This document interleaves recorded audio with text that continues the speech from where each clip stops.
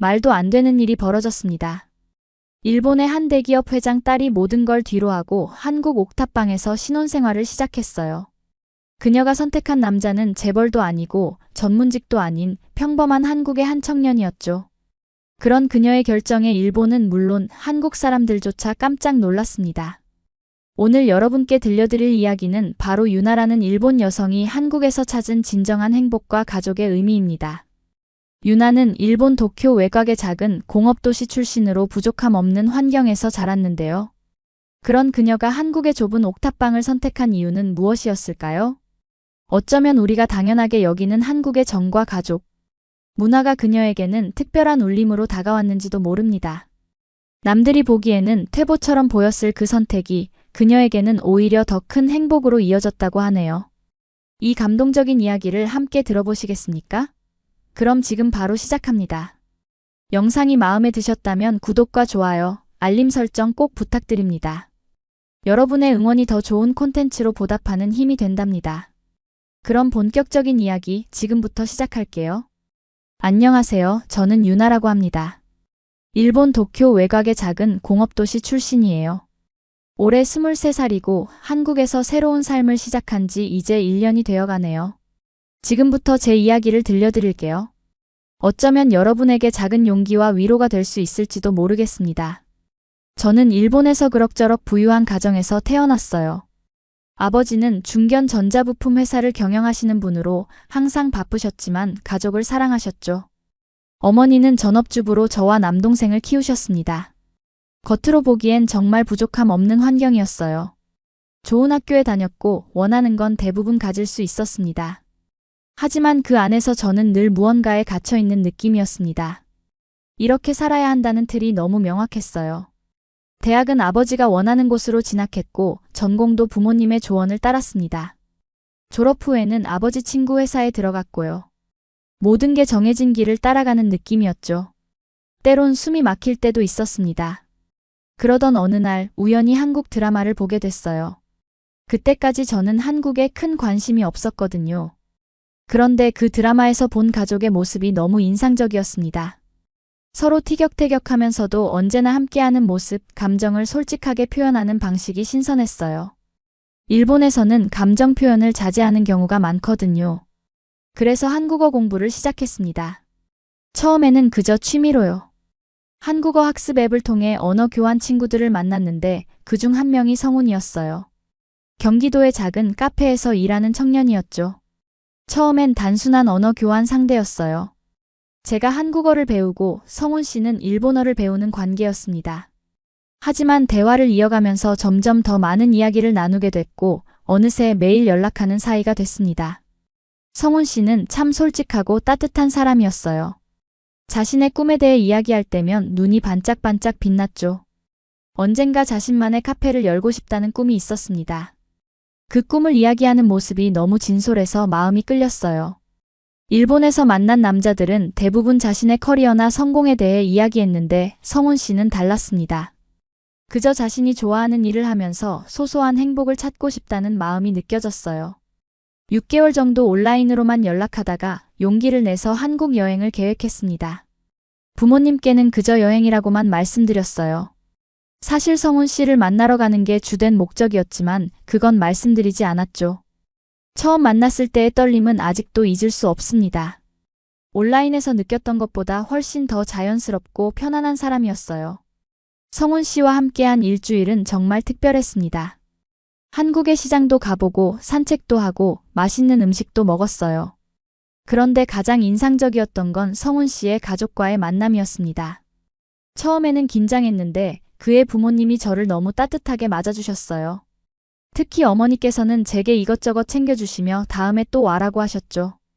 그 말 한마디가 왜 그렇게 마음에 와닿았는지 모르겠습니다. 일본으로 돌아온 후에도 성훈 씨와의 연락은 계속됐고 우리의 관계는 점점 깊어졌어요. 서로의 마음을 확인하게 됐죠. 그리고 3개월 후 성훈 씨가 일본에 왔습니다. 제 부모님께 인사드리기 위해서였어요. 그때 아버지의 반응은 예상했던 대로였습니다. 냉담했어요. 일본 회장 집안 딸이 왜 한국의 카페 직원과 만나야 하느냐며 노골적으로 반대하셨습니다. 어머니는 표현을 자제하셨지만 눈빛에서 걱정이 느껴졌어요. 성훈 씨는 그 상황에서도 예의를 잃지 않고 정중하게 자신의 마음을 전했습니다. 그런 모습이 더 멋있게 느껴졌어요. 결국 저는 큰 결심을 했습니다. 한국에서 성훈 씨와 함께 살기로요. 부모님께 말씀드렸을 때 아버지는 격분하셨어요. 네가 지금 무슨 말도 안 되는 소리를 하는 거냐며 화를 내셨죠. 어머니는 눈물을 흘리셨고요. 그래도 저의 결심은 변하지 않았습니다. 회사를 그만두고 짐을 꾸렸습니다. 부모님은 끝까지 만류하셨지만 제 마음은 이미 한국에 가 있었어요. 떠나는 날 공항에서 어머니가 몰래 용돈을 건네주셨습니다. 필요하면 언제든 돌아오렴이라는 말과 함께요. 그 말에 눈물이 났지만 저는 웃으며 고개를 끄덕였습니다. 하지만 마음속으로는 돌아오지 않을 거예요 라고 다짐했죠. 한국에 도착했을 때 성훈 씨가 공항에서 기다리고 있었어요. 그 순간 모든 불안과 두려움이 사라지는 것 같았습니다. 이제 새로운 시작이었어요. 새로운 나라, 새로운 문화, 그리고 새로운 가족과 함께하는 삶이 펼쳐질 거라고 생각했죠. 물론 그 길이 순탄치만은 않을 거란 걸 알았습니다. 하지만 적어도 그건 제가 스스로 선택한 길이었어요. 처음 한국에 정착했을 때는 성훈의 부모님 집에서 지내게 되었어요. 사실 저는 그게 당연하다고 생각하지 않았습니다. 일본에서는 결혼한 커플이 부모님과 함께 사는 경우가 많지 않거든요. 하지만 성훈은 우리 문화에서는 자연스러운 일이라며 저를 안심시켰죠. 성훈의 집은 서울 외곽의 작은 아파트였습니다. 방이 3개 있었는데 하나는 부모님 방, 하나는 성훈의 누나가 쓰던 방 지금은 가끔 오실 때만 사용한다고 해요. 그리고 나머지 하나는 성훈의 방이었죠. 저희는 성훈의 방을 쓰게 됐는데 생각보다 좁았어요. 일본에서 제 방의 절반 크기였을까요? 그래도 깨끗하고 아늑했습니다. 첫날부터 문화 차이를 실감했어요. 집에 들어서자마자 신발을 벗는 건 일본과 같았지만 바닥에 앉아서 식사하는 건 익숙하지 않았습니다. 식탁이 아닌 낮은 밥상에서 음식을 먹었어요. 그리고 반찬을 함께 덜어 먹는 문화도 처음에는 당황스러웠습니다. 일본에서는 자신의 그릇에 음식을 따로 담아 먹는 경우가 많거든요. 성훈의 어머니는 저를 위해 특별히 일본식 요리를 준비해 주셨어요. 조금 한국적으로 변형된 느낌이었지만 그 마음이 너무 따뜻하게 느껴졌습니다. 우리 며느리가 편하게 지냈으면 해서라며 수줍게 웃으셨죠. 그 말에 마음이 찡했어요.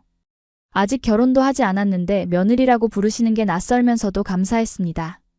하지만 성훈의 아버지는 조금 달랐어요. 처음에는 거리감이 느껴졌습니다.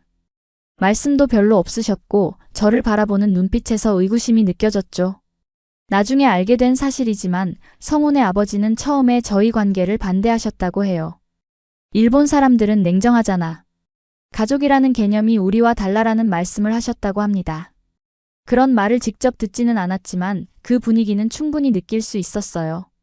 식사 시간에도 아버님은 주로 성훈에게만 말을 걸으셨고 저에게는 가끔 밥 더 먹어라는 말씀 정도만 하셨습니다. 어색한 시간이었지만 저는 이해하려고 노력했어요.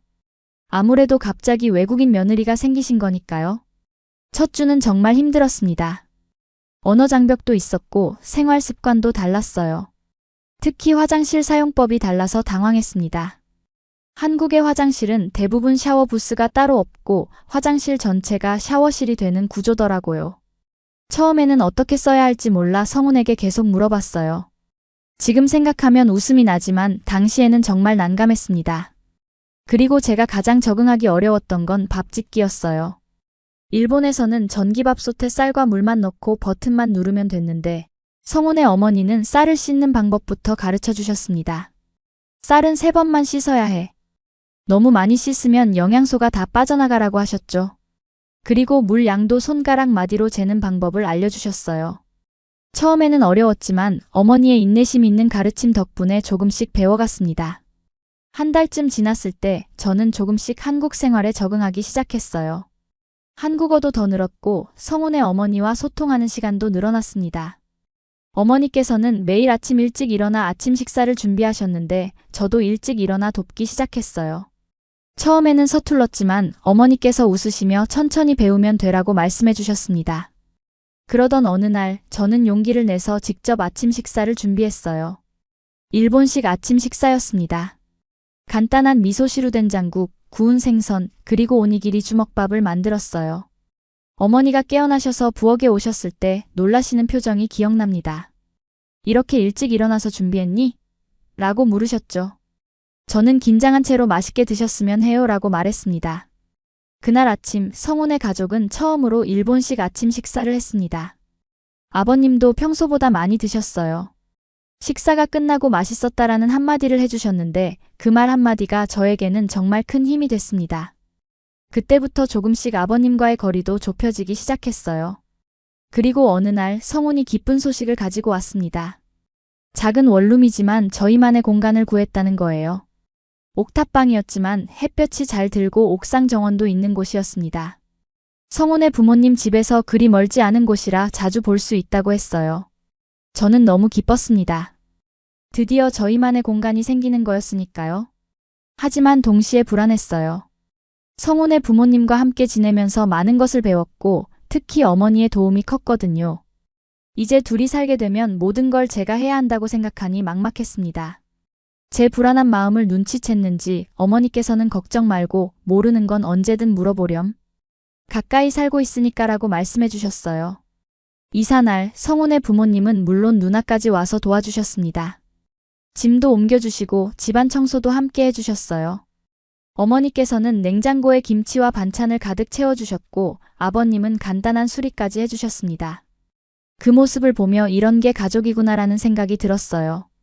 일본에 있는 제 가족도 사랑하지만 이렇게 직접적으로 챙겨주는 모습은 낯설면서도 감동적이었습니다. 저희의 옥탑방은 정말 작았어요. 부엌, 화장실, 그리고 방 하나가 전부였습니다. 하지만 그곳은 저희만의 첫 보금자리였어요.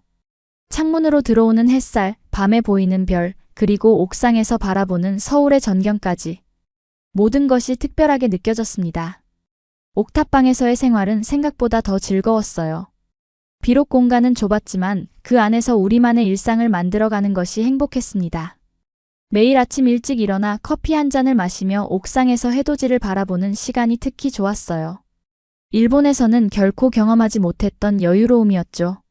성우는 여전히 카페에서 일했고 저는 한국어 학원에 다니기 시작했습니다. 아직 정식 취업은 하지 않았지만 일본어를 가르치는 아르바이트도 시작했어요. 수입은 많지 않았지만 함께 살기에는 충분했습니다. 무엇보다 저희는 검소한 생활에 만족했어요. 한국 생활에서 가장 놀라웠던 것 중 하나는 배달 문화였어요. 일본에서도 배달 서비스가 있긴 하지만 한국처럼 다양하고 빠르지는 않았거든요. 처음으로 새벽 2시에 치킨을 배달시켜 먹었을 때는 너무 신기했습니다. 성우는 제가 놀라는 모습을 보며 웃었어요. 한국 생활의 묘미는 이제 시작이야 라고 말하면서요. 주말이면 성훈과 함께 시장에 가서 장을 봤어요. 시장 아주머니들이 제가 외국인이라는 걸 알아차리고 더 많이 담아주시거나 서비스를 주시곤 했습니다. 처음에는 민망했지만 그런 정이 점점 익숙해졌어요. 한국 사람들의 따뜻함이 느껴지는 순간이었습니다. 어느 날은 성훈의 어머니께서 갑자기 찾아오셨어요. 손에는 김치통을 들고 계셨죠. 집에서 김치 담갔는데 너희도 먹으라고라며 건네주셨습니다. 그리고 집안을 둘러보시더니 깨끗하게 잘 살고 있네라고 말씀하셨어요. 그 말이 왜 그렇게 뿌듯했는지 모르겠습니다. 마치 칭찬을 받은 것 같은 기분이었어요.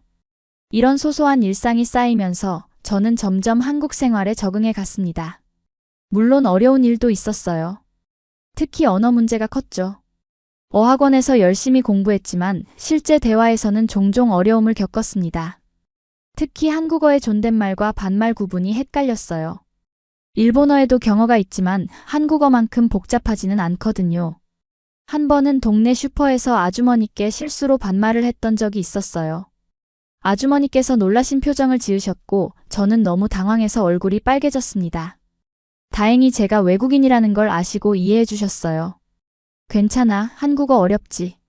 근데 발음은 참 예쁜 애라고 말씀해 주셨죠. 그 이후로 저는 더욱 조심스럽게 말하려고 노력했습니다. 또 다른 어려움은 음식이었어요.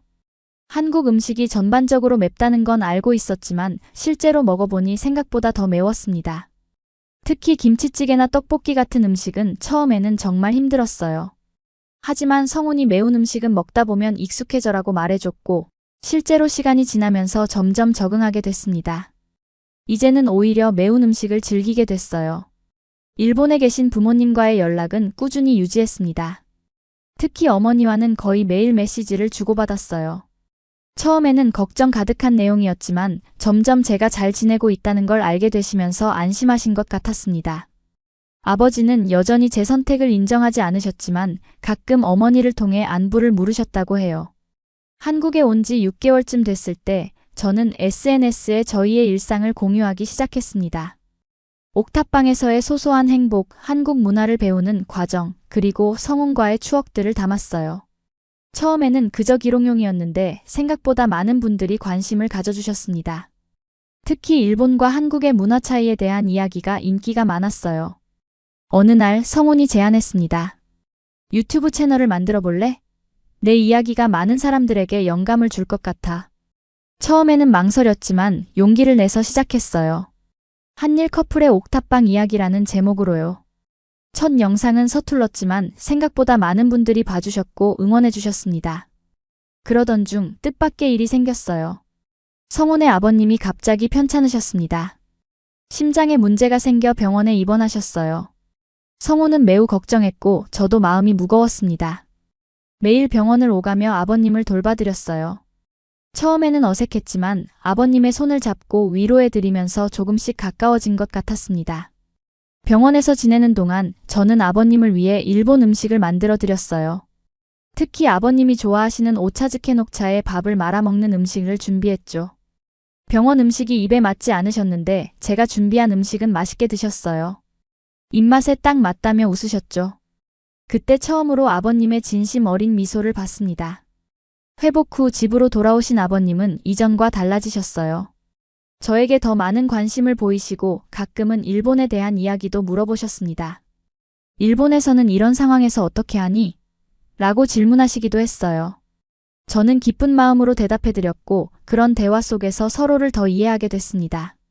아버님의 건강 문제를 계기로 저희는 더 자주 성훈의 부모님 댁을 방문하게 됐어요. 주말마다 찾아가서 함께 식사하고 이야기를 나누었습니다.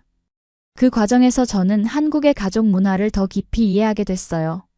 서로 챙기고 돌보는 것, 그리고 함께하는 시간의 소중함을 말이죠. 어느 날 성훈의 어머니께서 저에게 한복을 선물해 주셨습니다. 곧 추석인데 우리 며느리도 한복 입어야지라고 말씀하셨어요. 처음 한복을 입어봤을 때 거울 속 제 모습이 낯설었습니다. 하지만 어머니께서 우리 집 딸이 최고로 예쁘다고 말씀해 주셨을 때 마음이 뭉클했어요. 딸이라는 표현이 특히 와닿았습니다.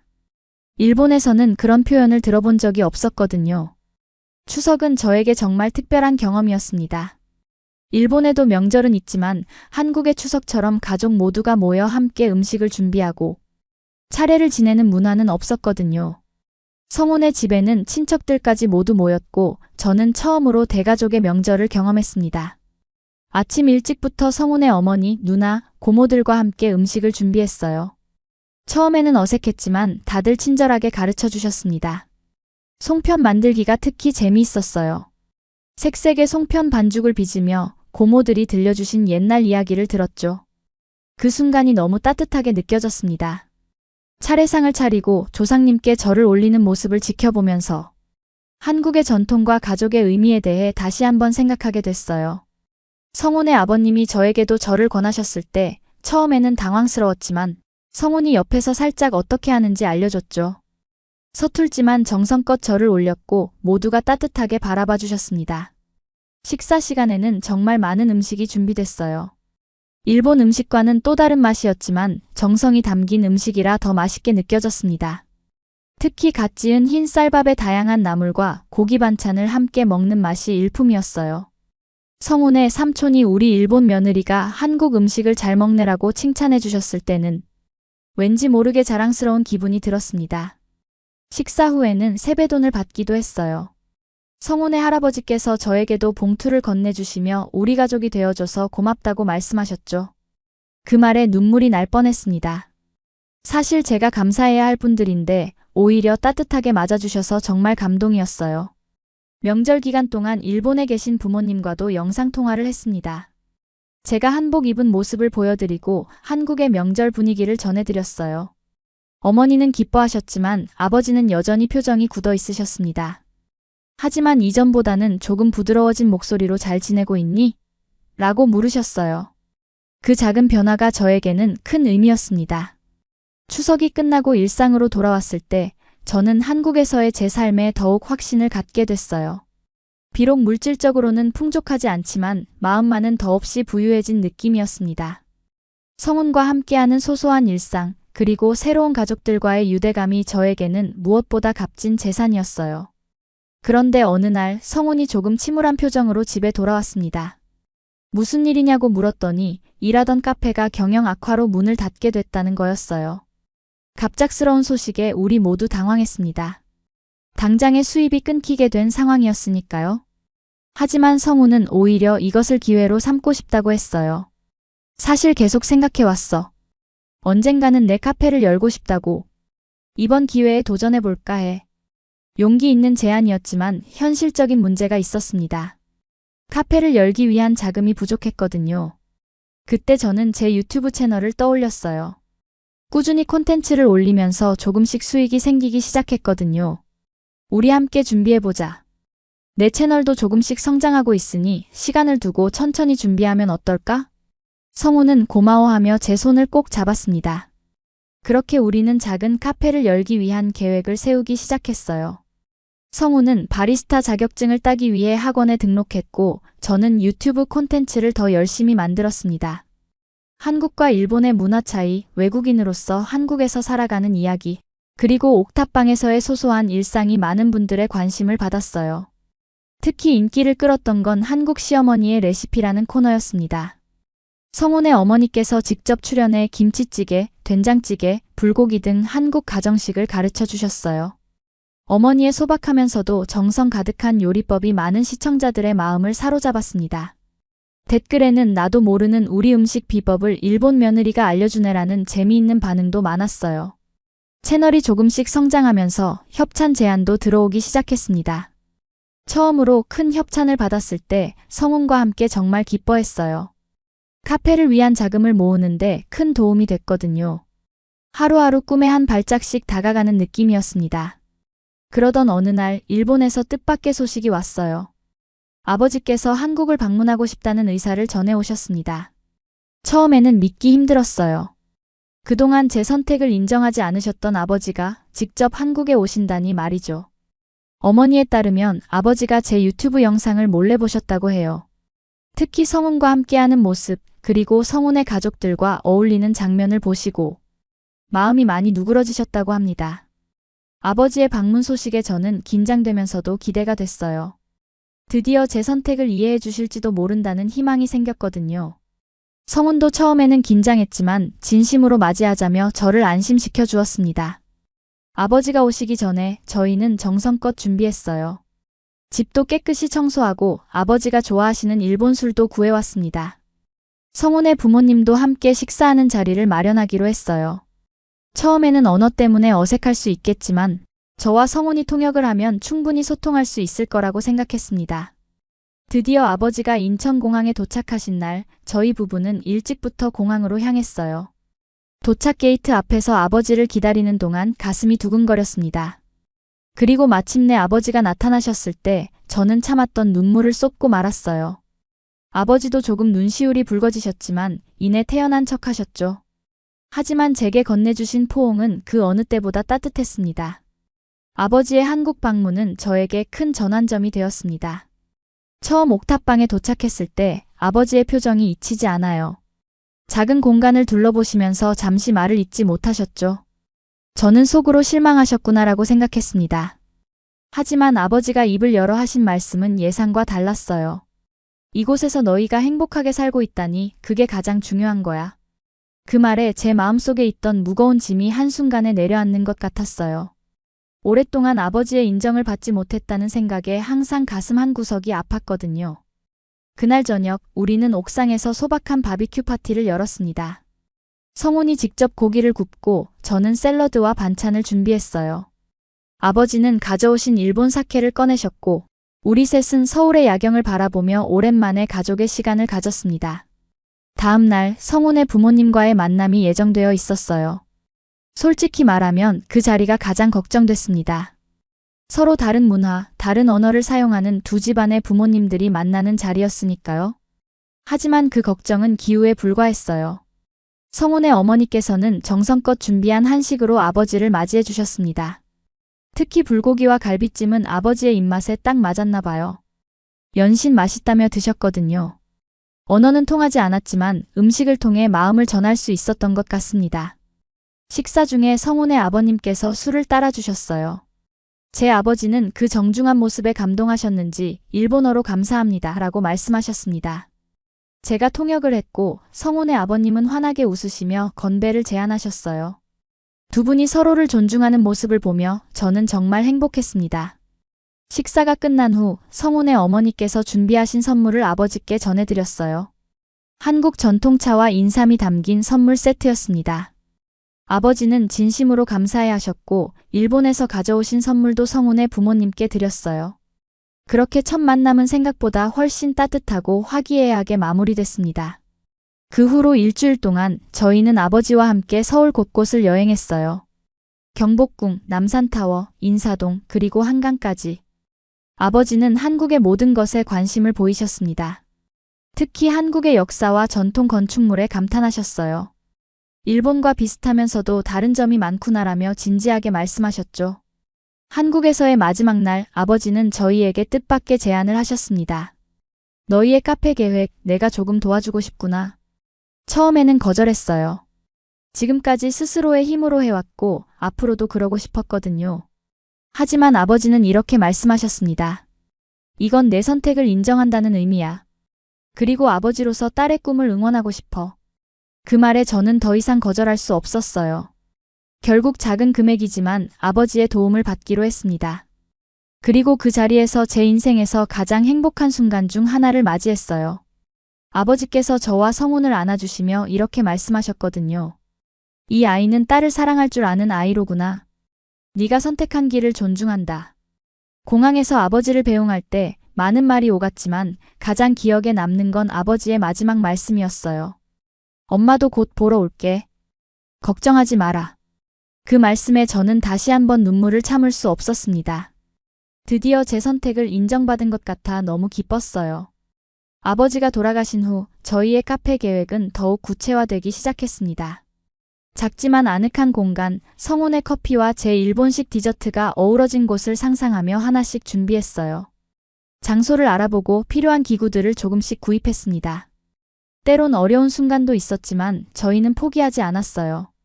그리고 몇 개월 후 드디어 저희의 작은 카페 유키노하나를 오픈하게 되었습니다. 유키노하나는 눈의 꽃이라는 뜻으로 일본과 한국의 아름다움을 모두 담고 싶었어요. 가게는 성훈의 부모님 댁에서 그리 멀지 않은 조용한 주택가에 위치했습니다. 크지 않은 공간이지만 저희의 정성이 담긴 곳이었어요. 오픈 첫날 많은 분들이 축하해주러 오셨습니다. 성훈의 가족들은 물론 유튜브를 통해 저희를 알게 된 구독자들도 찾아와 주셨어요. 작은 공간이 사람들로 가득 차니 정말 감동적이었습니다. 그날 저녁 문을 닫고 성훈과 둘이 남았을 때 우리는 서로를 꼭 안고 기뻐했어요. 꿈을 이루기 위한 첫걸음을 내디딘 것 같았습니다. 카페를 운영하면서 많은 것을 배웠어요. 장사는 생각보다 훨씬 어려웠습니다. 손님이 없는 날도 있었고 예상치 못한 문제가 생기기도 했어요. 하지만 모든 어려움을 함께 해결해 나가는 과정에서 저희 부부는 더 단단해졌습니다. 특히 기억에 남는 건 한국 손님들의 따뜻한 반응이었어요. 저의 서툰 한국어에도 웃으며 이해해 주시고 일본식 디저트에 대해 궁금한 것들을 열심히 물어봐 주셨죠. 한 할머니 손님은 제게 이렇게 말씀하셨습니다. 외국인이 이렇게 열심히 사는 모습이 보기 좋다. 우리 젊은이들도 너처럼 도전 정신이 있었으면 좋겠어. 그 말씀이 큰 힘이 됐어요. 저는 단순히 일본인으로서가 아니라 한국 사회의 일원으로 인정받고 있다는 느낌이 들었거든요. 그렇게 카페는 조금씩 입소문을 타기 시작했습니다. 특히 제가 만드는 일본식 디저트 도라야키와 대복이 인기였어요. 한국의 재료로 일본 디저트를 만들다 보니 독특한 맛이 난다며 좋아해 주셨습니다. 유튜브 채널도 꾸준히 운영했어요. 이제는 단순한 일상 브이로그를 넘어 한일 문화교류와 외국인으로서 한국에서 사업을 시작하는 과정을 담았습니다. 많은 분들이 응원해 주셨고 덕분에 채널은 더욱 성장했어요.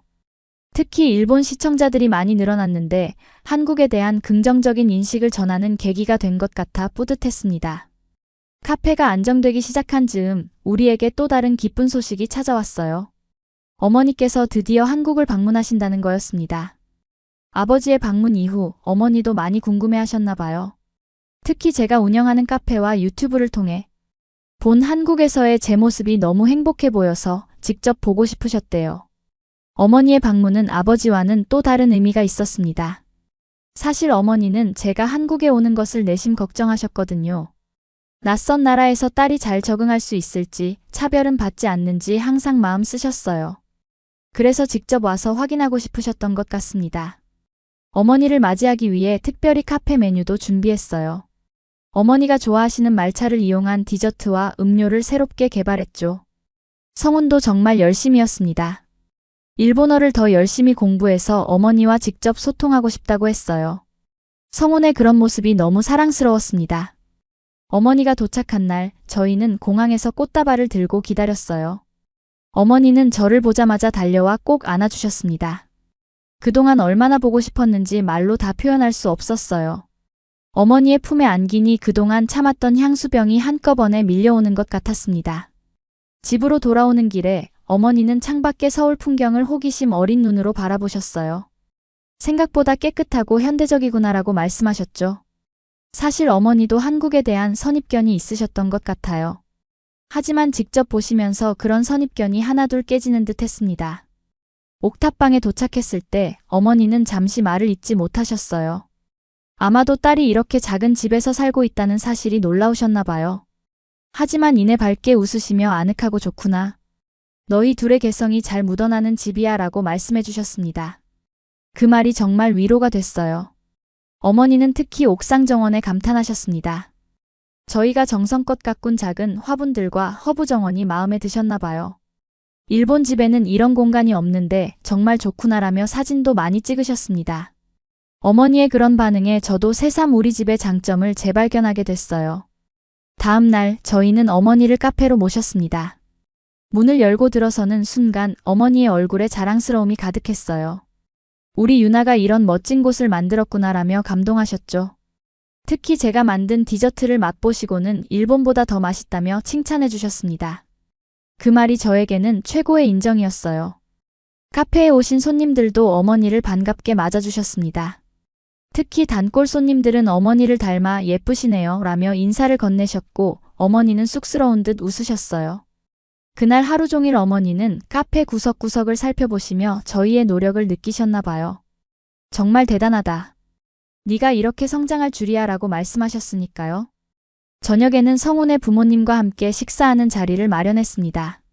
어머니는 정성껏 준비해온 일본 선물을 성훈의 부모님께 전해드렸고 성훈의 어머니도 한국 전통 공예품으로 답례하셨어요. 두 어머니는 언어는 통하지 않았지만 딸과 아들을 아끼는 마음만은 충분히 전해진 것 같았습니다. 특히 감동적이었던 건 식사 중에 성훈의 어머니께서 제 어머니의 손을 잡고 이런 말씀을 하셨다는 거예요. 걱정 마세요. 유나는 이제 우리 딸이에요. 잘 보살피겠습니다. 제가 통역을 해드리자 어머니의 눈가에 눈물이 맺혔습니다. 그 순간 두 가족이 진정으로 하나가 된 것 같은 느낌이 들었어요. 어머니의 일주일 방문은 눈 깜짝할 사이에 지나갔습니다. 서울의 여러 곳을 함께 다니고 맛있는 음식도 먹고 쇼핑도 했어요. 특히 한국 화장품에 관심이 많으셔서 명동에서 한국 화장품을 많이 구입하셨죠. 일본보다 품질이 좋은 것 같다며 만족해 하셨습니다. 떠나는 날 어머니는 저에게 의미심장한 말씀을 하셨어요. 유나, 내가 여기서 정말 행복해 보여서 나도 기뻐. 이제 내 선택을 진심으로 존중하마. 그 말에 저는 눈물이 왈칵 쏟아졌습니다. 오랫동안 바라왔던 부모님의 인정을 완전히 받은 것 같았거든요. 어머니가 돌아가신 후 저는 더욱 자신감을 가지고 한국 생활에 적응해 갔습니다. 이제 부모님의 걱정이라는 짐도 내려놓을 수 있게 됐고 온전히 제 삶에 집중할 수 있었어요. 카페 운영도 점점 안정되어 갔고 유튜브 채널도 계속 성장했습니다. 특히 기뻤던 건 한국과 일본을 연결하는 다리 역할을 하게 된 것이었어요. 제 채널을 통해 많은 일본인들이 한국에 관심을 갖게 되었고 실제로 카페를 찾아오는 일본인 관광객들도 늘어났습니다. 그들에게 한국의 좋은 점들을 소개하는 것이 새로운 보람이 됐어요. 반대로 한국인 손님들에게는 일본 문화의 아름다움을 전하기도 했습니다. 일본 전통 과자와 차 문화, 그리고 계절마다 달라지는 일본의 풍경과 행사들을 소개했어요. 많은 분들이 관심을 가져주셨고, 일본 여행 계획에 대한 조언을 구하시는 분들도 많았습니다. 이렇게 두 문화 사이에서 다리가 되어가는 과정은 저에게도 큰 배움이었어요. 처음에는 단순히 일본인으로서 또는 한국에 사는 외국인으로서의 정체성만 있었다면, 이제는 두 문화를 모두 품는 더 넓은 정체성을 가지게 된 것 같았습니다. 카페를 운영한 지 1년쯤 되었을 때 저희에게 뜻밖의 기회가 찾아왔습니다. 한 방송사에서 한국에서 성공한 외국인 특집 프로그램을 기획 중인데 저희의 이야기를 다루고 싶다는 제안이 들어온 거예요. 유튜브 채널을 통해 저희를 알게 되었다고 했습니다. 처음에는 망설였어요. 방송에 나온다는 건 부담스러운 일이었거든요. 게다가 아직 성공했다고 하기에는 이른 것 같다는 생각도 들었습니다. 하지만 성훈이 우리 이야기가 누군가에게 용기를 줄 수 있다면 의미 있는 일이 아닐까? 라고 말해줬어요. 그 말에 저도 용기를 냈습니다. 촬영은 이틀 동안 진행됐어요. 카페에서의 일상, 옥탑방에서의 삶, 그리고 성훈의 부모님과의 관계까지. 저희의 모든 것을 담았죠. 특히 서로 다른 문화 속에서 부딪히면서도 이해해가는 과정을 중점적으로 보여주고 싶었습니다. 방송이 나간 후 정말 많은 분들이 카페를 찾아주셨어요. 저희 이야기에 감동받았다며 직접 만나보고 싶었다고 하셨죠. 특히 국제 커플들이 많이 찾아오셨는데 저희의 경험을 듣고 싶어 하셨습니다. 그분들에게 작은 희망과 용기를 줄 수 있어서 정말 기뻤어요. 그런 과정에서 자연스럽게 저희 카페는 국제 커플들의 모임 장소가 되어갔습니다. 매월 마지막 주 일요일에는 국제 커플 모임을 열었어요. 한국인과 외국인 커플들이 모여 서로의 경험을 나누고 어려움을 함께 해결해 나가는 시간이었습니다. 그 모임이 점점 커지면서 저희 카페는 작은 문화교류의 장이 됐어요. 이런 활동들이 알려지면서 지역 신문에도 소개되고 구청에서 주최하는 다문화 행사에 초대받기도 했습니다. 처음에는 작은 카페로 시작했지만 어느새 지역 사회의 일원으로 자리 잡게 된 것 같아 뿌듯했어요. 그러던 중 또 하나의 변화가 생겼습니다. 성훈의 아버님께서 은퇴하시게 된 거예요. 오랫동안 회사에서 근무하시다가 드디어 퇴직하셨는데 처음에는 무척 힘들어 하셨어요. 매일 출근하던 삶에서 갑자기 하루 종일 집에 있게 되니 허전함이 크셨나 봅니다. 어느 날 아버님이 저희 카페에 오셔서 하루 종일 머무르셨어요. 손님이 적은 시간에 성훈과 대화도 나누시고 제가 디저트 만드는 것을 구경하시기도 했죠. 그러다가 문득 이런 말씀을 하셨습니다. 나도 뭔가 할 일이 있었으면 좋겠구나. 그 말씀을 듣고 저는 문득 아이디어가 떠올랐어요. 아버님께서 취미로 목공 일을 좋아하신다는 걸 알고 있었거든요. 그래서 제안드렸습니다. 아버님, 저희 카페의 작은 목공 작품들을 전시해보는 건 어떨까요? 테이블 위에 놓는 작은 소품이나 벽에 걸 수 있는 액자 같은 것들요. 처음에는 쑥스러워 하셨지만 곧 흥미를 보이셨어요. 그리고 일주일 후 아버님이 직접 만드신 나무 받침대와 작은 화분 거치대를 가져오셨습니다. 그것들을 카페에 두었더니 손님들의 반응이 정말 좋았어요. 이거 어디서 샀어요? 너무 예쁘네요 라는 말씀을 많이 들었죠. 그 후로 아버님은 정기적으로 카페에 오셔서 작품을 가져다 놓으셨고 나중에는 작은 전시회까지 열게 되었습니다. 은퇴 후 제2의 인생이라는 주제로요. 그 과정에서 아버님의 표정이 점점 밝아지는 걸 볼 수 있었어요. 새로운 목표가 생기신 것 같았습니다. 어머님도 변화가 생기셨어요. 카페에서 손님들과 이야기 나누는 것을 좋아하셨는데 특히 외국인 손님들이 오면 반갑게 맞아주셨습니다. 비록 언어는 통하지 않아도 따뜻한 미소와 정성 어린 대접으로 소통하셨죠. 그러다 어느 날 나도 외국어 배우고 싶다고 하셨어요. 그래서 저는 어머님께 간단한 일본어를 가르치기 시작했습니다. 처음에는 인사말부터 시작해서 점점 일상 회화로 넘어갔어요. 어머님은 나이가 있으셔서 발음이 어려우셨지만 정말 열심히 배우셨습니다. 특히 일본인 손님이 오면 직접 이라시아이마세 어서 오세요 라고 인사하시는 모습이 너무 사랑스러웠어요. 이렇게 성훈의 부모님도 저희 카페의 일부가 되어갔습니다. 단순한 카페가 아니라 가족 모두의 공간이 된 거예요. 처음 계획했던 것보다 훨씬 더 의미 있는 장소가 됐습니다. 한편 제 부모님도 변화가 있으셨어요. 어머니는 한국에 다녀가신 후 한국 드라마를 보기 시작하셨고 한국 요리도 배우기 시작하셨습니다. 아버지도 이제는 제 선택을 완전히 인정하신 것 같았어요. 가끔 전화로 카페는 잘 되고 있니? 라고 물어보시며 관심을 보이셨습니다. 그러던 중 아버지로부터 또 한 번의 깜짝 소식이 왔어요. 어머니와 함께 한국으로 이주할 계획을 세우고 계시다는 거였습니다. 처음에는 농담인 줄 알았어요. 일본에서의 삶을 모두 정리하고 한국에 오신다니 너무 갑작스러웠거든요. 하지만 아버지의 설명을 들어보니 진심이셨어요. 일본에서의 사업을 정리하고 이제는 좀 더 여유롭게 지내고 싶으시다고 했습니다. 그리고 무엇보다 저와 가까이 지내고 싶다는 마음이 크셨나 봐요. 특히 성훈의 부모님과도 더 친해지고 싶다고 하셨습니다. 이 소식을 들었을 때 저는 감동과 걱정이 교차했어요. 한편으로는 부모님과 가까이 지낼 수 있다는 기쁨이 컸지만 다른 한편으로는 새로운 환경에 적응하실 수 있을까 하는 걱정도 됐습니다. 특히 언어 문제가 가장 컸어요. 아버지는 간단한 영어만 할 줄 알고 한국어는 전혀 모르셨거든요. 그래도 아버지의 결심은 확고하셨습니다. 걱정 말 거라. 너처럼 나도 도전해 볼 테니. 그 말씀에 저는 큰 감동을 받았어요. 저를 위해 또 저의 선택을 존중해 주시기 위해 그런 결정을 내리셨다는 게 너무 고마웠습니다. 부모님의 한국 이주 소식은 성훈의 부모님에게도 큰 놀라움이었습니다. 처음에는 어떻게 반응해야 할지 모르시는 듯 했지만 곧 따뜻하게 환영해 주셨어요. 우리 가족이 더 커지는구나라며 기뻐하셨습니다. 그 말씀에 정말 감동했어요. 부모님이 오시기 전에 준비할 것이 많았습니다. 우선 집을 알아봐야 했어요. 처음에는 저희 카페 근처의 작은 아파트를 생각했는데 아버지께서는 좀 더 한국적인 분위기가 느껴지는 곳이 좋겠다고 하셨습니다.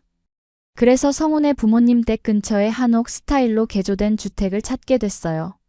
집을 계약하고 필요한 가구도 준비했습니다. 일본에서는 많은 짐을 가져오지 않기로 하셨어요. 새로운 시작인 만큼 새로운 물건들로 채워나가고 싶다는 게 아버지의 생각이셨습니다. 어머니는 조금 아쉬워하셨지만 곧 이해해 주셨어요. 드디어 부모님이 한국에 오신 날 저희 가족 모두가 공항에 마중 나갔습니다. 성훈의 부모님까지 함께요. 두 집안이 처음으로 완전히 한자리에 모인 순간이었습니다. 비록 언어의 장벽은 있었지만 서로를 향한 따뜻한 미소와 포옹으로 충분히 마음을 전할 수 있었어요. 부모님의 새 집에 짐을 풀고 다 함께 첫 식사를 했습니다. 성훈의 어머니께서 정성껏 준비하신 한국 요리와 제가 만든 일본 음식이 함께 어우러진 식탁이었어요. 두 문화가 조화롭게 공존하는 모습, 그것이 바로 저희 가족의 모습이었습니다. 아버지는 생각보다 빨리 한국 생활에 적응하셨어요. 매일 아침 동네 산책을 하시면서 이웃들과 인사를 나누셨고 근처 시장에도 자주 가셨습니다. 물론 언어는 통하지 않았지만 손짓 발짓으로 소통하셨죠. 어머니는 성훈의 어머니와 함께 요리를 배우시며 시간을 보내셨어요. 서로의 요리법을 교환하면서 점점 가까워지셨습니다. 특히 두 아버지의 우정이 깊어진 것이 인상적이었어요. 언어는 통하지 않지만 함께 낚시를 다니거나 바둑을 두면서 우정을 쌓아가셨습니다. 가끔은 서로의 나라 술을 마시며 밤늦게까지 이야기를 나누시기도 했어요. 물론 저와 성훈이 통역을 해야 했지만 그 과정에서 우리도 많은 이야기를 들을 수 있어서 좋았습니다. 부모님이 오신 후 카페에도 변화가 생겼어요. 아버지께서 일본 비즈니스 경험을 살려 마케팅 아이디어를 제안해 주셨습니다. 일본인 관광객을 더 유치하면 어떨까? 라며 일본 여행사와 연계하는 방안도 알려주셨어요. 덕분에 저희 카페는 일본인 관광객들의 필수 코스가 되었고 수익도 늘어났습니다. 어머니는 카페에서 일본 전통 디저트 클래스를 열기 시작하셨어요. 한국인들에게 일본 과자 만드는 법을 가르치시는데 인기가 정말 많았습니다. 특히 계절마다 달라지는 일본의 화과자, 일본 전통 과자는 많은 분들의 관심을 끌었어요. 어머니는 그렇게 새로운 취미와 나아가 직업을 찾으신 것 같았습니다. 이렇게 두 가족이 한 동네에서 살게 되면서 우리의 일상은 더욱 풍요로워졌어요. 주말이면 다 함께 모여 식사를 하거나 근교로 여행을 다녀오기도 했습니다. 서로 다른 문화와 언어를 가졌지만 그것이 오히려 우리를 더 특별하게 만들어 주었어요. 부모님이 오신 지 약 6개월 정도 지났을 때 아버지께서 작은 일본어 학원을 열고 싶다고 하셨습니다. 한국에서도 일본어를 배우고 싶어 하는 사람들이 많을 것 같아라고 하셨어요. 처음에는 취미로 시작하셨는데 점점 진지해지셨습니다. 일본어 교재도 직접 구하시고 교습 방법도 연구하셨어요. 결국 카페 근처에 작은 공간을 마련해 한일 친구 일본어 교실을 열게 되었습니다. 처음에는 소규모로 시작했는데 입소문이 나면서 점점 학생 수가 늘어났어요. 특히 일본 여행을 계획하는 분들이나 일본 문화에 관심 있는 젊은이들이 많이 찾았습니다. 어느 날 아버지께서 저에게 말씀하셨어요. 이제야 네가 왜 한국을 선택했는지 이해가 간다. 이곳에는 특별한 무언가가 있구나. 그 말씀을 들으니 모든 것이 완벽하게 이어진 것 같았습니다.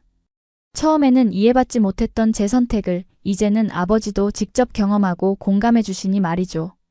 성훈의 부모님도 일본어를 배우기 시작하셨어요. 특히 아버님이 열심히셨는데 일본에 한번 가보고 싶다는 꿈이 생기셨대요. 그동안 해외여행을 한 번도 해본 적이 없으셨거든요. 저희는 그 말씀을 듣고 깜짝 선물을 준비했습니다. 두 분의 결혼기념일에 맞춰 일본 여행 티켓을 선물해 드렸어요. 처음에는 너무 놀라셔서 거절하셨지만 저희 부모님이 모든 걸 안내해 드릴 거예요 라고 말씀드리니 조금씩 마음을 여셨습니다. 결국 저희 네 부모님이 함께 일본 여행을 다녀오셨어요. 일주일 동안의 여행이었는데 돌아오신 후 네 분 모두 너무 행복해 보이셨습니다. 여행에서 돌아오신 후 성훈의 아버님께서 저에게 깜짝 고백을 하셨어요. 사실 처음에는 너를 며느리로 받아들이기 어려웠단다. 일본에 대한 안 좋은 기억이 있어서. 그제야 아버님의 할아버지께서 일제시대에 힘든 경험을 하셨다는 이야기를 들었습니다. 그래서 일본인에 대한 거부감이 있으셨던 거예요. 하지만 이제는 다르구나. 네가 우리 가족이 되어준 것, 그리고 내 부모님까지 만나게 된 것 모두 감사하게 생각한다. 그 말씀에 저는 눈물이 났습니다. 역사적인 아픔을 넘어 개인과 개인으로서 서로를 이해하고 받아들이는 과정이 얼마나 소중한지 다시 한번 느꼈어요. 이렇게 우리 가족의 이야기는 단순한 국제 결혼의 이야기를 넘어 역사와 문화, 그리고 사람 사이의 이해와 화해의 이야기가 되어갔습니다.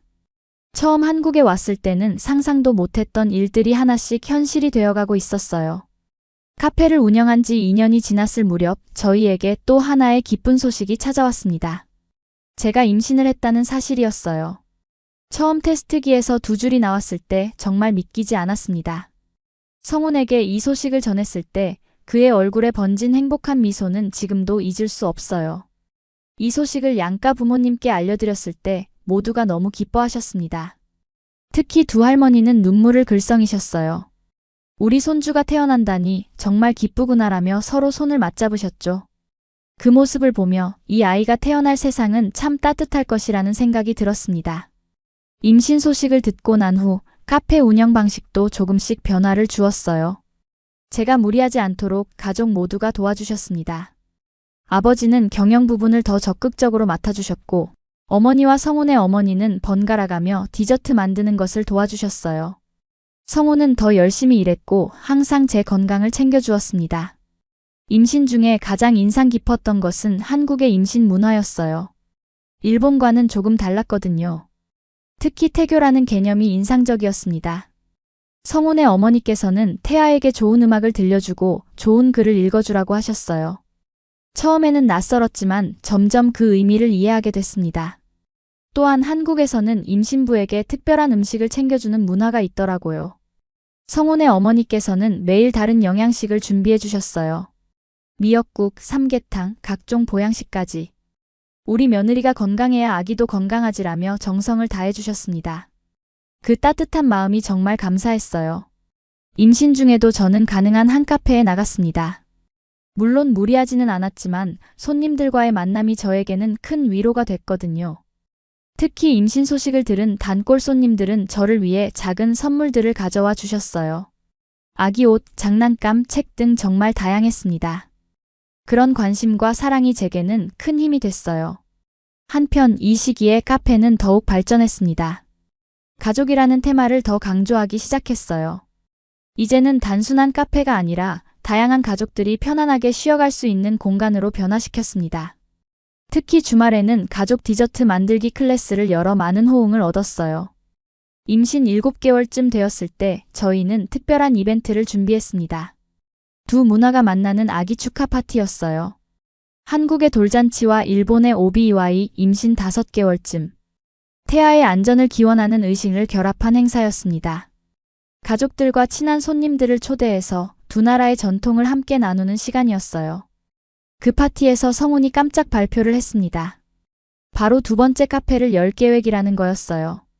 첫 번째 카페가 유나와 내가 시작한 곳이라면 두 번째 카페는 우리 아이의 미래를 위한 곳이 될 거야. 그 말에 모두가 감동하며 박수를 보내주셨습니다.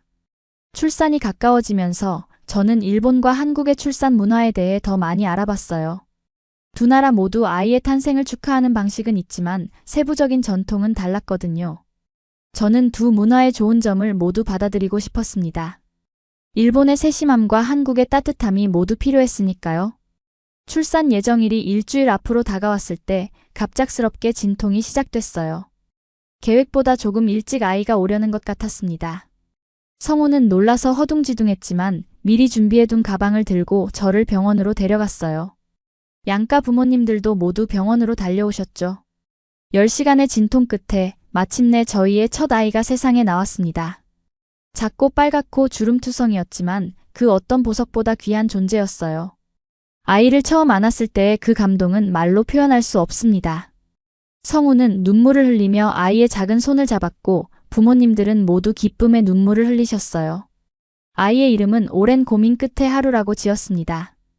일본어로는 봄을, 한국어로는 하루를 의미하는 이름이에요. 두 나라의 의미를 모두 담은 이름이었죠. 하루하루가 봄처럼 따뜻하고 희망차게 자라길 바란다는 의미를 담았습니다.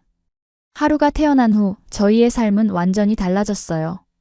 밤낮 없는 수유와 기저귀 갈기에 지칠 때도 있었지만 하루의 작은 미소 하나에 모든 피로가 날아가곤 했습니다. 양가 할머니들은 번갈아가며 저희를 도와주셨어요. 특히 아기를 돌보는 방법에 대해 많은 것을 가르쳐 주셨죠. 일본 어머니의 꼼꼼함과 한국 어머니의 정성이 합쳐져 하루는 최고의 사랑을 받으며 자라기 시작했습니다. 두 나라의 장점을 모두 경험할 수 있는 환경. 그것이 저희가 아이에게 줄 수 있는 가장 큰 선물이라고 생각했어요. 하루가 100일이 되었을 때 저희는 한국 전통에 따라 100일 잔치를 열었습니다. 물론 일본식 요소도 가미해서요. 가족들과 친구들이 모두 모여 하루의 건강한 성장을 축하해 주셨어요. 그날 하루가 잡은 연필학자를 의미를 보며 양가 할아버지들은 서로 눈빛을 교환하셨죠. 우리 손녀는 학자가 될 거야 라며 웃으셨습니다. 하루가 태어나고 나서 카페는 더욱 가족 친화적인 공간으로 변모했어요. 한쪽에 아이들을 위한 작은 놀이 공간을 마련했고 아이 동반 손님들을 위한 메뉴도 추가했습니다. 이런 변화 덕분에 더 많은 가족 손님들이 찾아오게 됐어요. 하루가 태어난 지 1년, 저희가 한국에서 새로운 삶을 시작한 지 어느덧 3년이 되어갑니다. 돌이켜보면 정말 많은 일들이 있었어요. 처음 옥탑방에서의 좁은 시작이 이제는 2개의 카페와 화목한 대가족으로 이어졌습니다. 그 과정에서 저는 많은 것을 배웠고 더 넓은 세상을 보게 됐어요. 하루의 첫 돌잔치는 정말 특별했습니다. 한국식 돌잔치와 일본식 축하를 결합해서 양국의 전통 의상도 입히고 전통 음식도 준비했어요. 특히 돌잡이 때 하루가 마이크를 잡아 모두를 웃게 했죠. 우리 손녀는 가수가 될 거야 라며 두 할아버지가 서로 하이파이브를 하시는 모습이 아직도 생생합니다. 두 번째 카페 하루노하나 하루의 꽃도 성공적으로 오픈했어요. 첫 번째 카페보다 조금 더 넓은 공간에 가족 모임을 위한 룸도 마련했습니다. 특히 일본과 한국의 전통 디저트를 모두 맛볼 수 있는 것이 특징이에요. 아버지의 경영 노하우와 어머니의 요리 솜씨, 그리고 성훈의 커피 실력이 어우러져 많은 사랑을 받고 있습니다. 유튜브 채널도 크게 성장했어요. 이제는 단순한 브이로그를 넘어 두 문화의 만남이라는 주제로 다양한 콘텐츠를 만들고 있습니다. 특히 국제가족의 육아, 문화 차이 극복하기, 다문화 요리법 등이 인기 있어요. 덕분에 많은 국제 커플들에게 영감을 주고 있다는 메시지를 자주 받습니다. 하루가 자라면서 저는 점점 더 교육에 관심을 갖게 됐어요. 두 문화 사이에서 아이를 어떻게 키울 것인가에 대한 고민이 컸죠. 일본의 교육 방식과 한국의 교육 방식은 비슷한 점도 있지만 다른 점도 많거든요. 저희는 두 문화의 장점을 모두 취하기로 했습니다. 한국의 공동체 의식과 가족 중심적인 가치관, 그리고 일본의 자율성과 창의성을 중시하는 교육을 모두 받아들이고 싶었어요. 하루에게 두 나라의 언어를 동시에 가르치기 시작했고 양국의 동화책을 번갈아 읽어주었습니다. 아직 어리지만 하루는 이미 두 언어를 조금씩 섞어 사용하기 시작했어요. 엄마, 밥 먹어? 같은 식으로요. 그 모습이 너무 귀여워서 가족 모두가 웃음을 참지 못했습니다. 지역 사회에서의 활동도 늘어갔어요. 저희 카페는 이제 지역의 다문화 가정들이 모이는 중심지가 되었습니다. 매달 다문화 가정의 날을 열어 서로의 경험과 지혜를 나누는 시간을 가졌어요. 그 과정에서 저는 한국에 사는 다른 나라 사람들의 이야기도 많이 들을 수 있었습니다. 필리핀, 베트남, 중국 등 다양한 나라에서 온 분들과 교류하며 더 넓은 시각을 갖게 됐어요. 어느 날 구청에서 연락이 왔습니다. 다문화 가정 지원 프로그램의 자문위원으로 활동해 달라는 요청이었어요. 처음에는 제가 할 수 있을지 걱정됐지만 성운의 응원에 용기를 내어 수락했습니다. 그렇게 저는 공적인 역할도 맡게 됐어요. 제 경험이 다른 이들에게 도움이 될 수 있다는 사실이 너무 보람찼습니다. 이런 활동들이 알려지면서 일본 대사관에서도 연락이 왔어요. 한일 문화교류 행사에 참여해달라는 제안이었습니다. 저희 가족의 이야기가 양국 관계의 작은 다리가 될 수 있다는 생각에 기뻤어요. 행사에서 저는 문화는 다르지만 결국 우리는 모두 같은 마음을 가진 사람이라는 메시지를 전했습니다. 하루가 18개월이 되었을 때 저희는 가족 여행을 계획했어요. 일본의 저희 고향을 방문하기로 한 것이죠. 하루에게 엄마의 고향을 보여주고 싶었거든요. 성운의 부모님도 함께 하셨습니다. 두 분께서 일본을 방문하신 것은 이번이 두 번째였지만 이번에는 제 고향을 직접 보여드릴 수 있어서 더욱 의미가 있었어요. 일본에서의 2주간 여행은 정말 특별했습니다. 제가 자란 집, 다녔던 학교, 그리고 자주 놀았던 공원 등을 하루와 성운에게 보여주었어요. 특히 성운은 제 과거의 흔적들을 보며 많은 이야기를 물어봤고 저는 기쁘게 들려주었습니다. 그렇게 그는 저에 대해 더 많이 알게 됐고 우리는 더 가까워졌어요.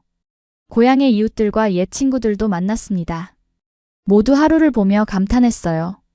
한국과 일본의 장점을 모두 가졌구나라며 칭찬해 주셨죠. 하루는 처음 보는 사람들에게도 수줍지 않게 웃음 지으며 다가갔고 그 모습이 너무 자랑스러웠습니다. 일본에서 돌아온 후 저는 더욱 확신을 갖게 됐어요. 제가 선택한 길이 결코 쉽지는 않았지만 분명 옳은 선택이었다는 것을요. 한국에서의 새로운 살, 성운과의 만남, 그리고 하루의 탄생까지.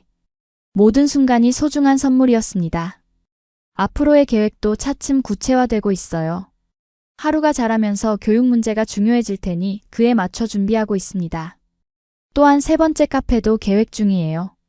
이번에는 조금 다른 콘셉트로 한일 문화교류의 중심지가 될 수 있는 공간을 구상하고 있습니다.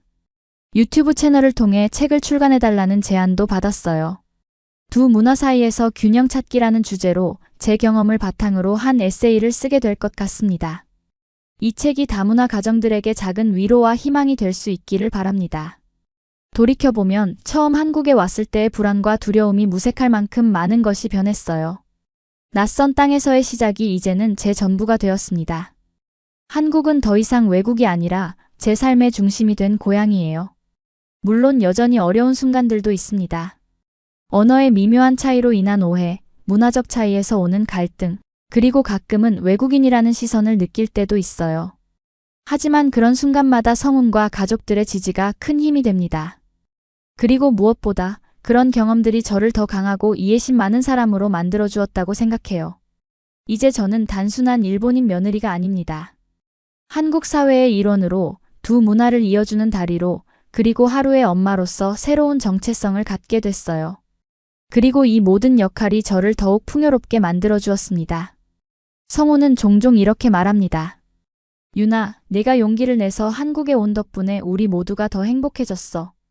그 말을 들을 때마다 제가 내린 선택에 자부심을 느껴요. 비록 일본의 편안한 삶을 뒤로하고 낯선 길을 선택했지만 그 길 끝에는 더 큰 행복이 기다리고 있었으니까요. 우리의 이야기는 여기서 끝이 아닙니다.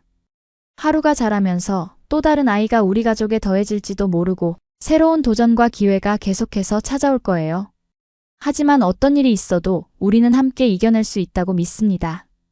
왜냐하면 우리는 서로 다른 두 문화의 만남에서 피어난 하나의 가족이니까요. 이것이 바로 제가 한국에서 찾은 진정한 행복입니다. 물질적인 풍요보다 마음의 풍요로움이 주는 행복이요. 그리고 이 행복을 앞으로도 계속 이어가고 싶습니다. 하루에게, 그리고 우리와 같은 길을 걷고 있는 모든 이들에게 용기와 희망을 전하며요.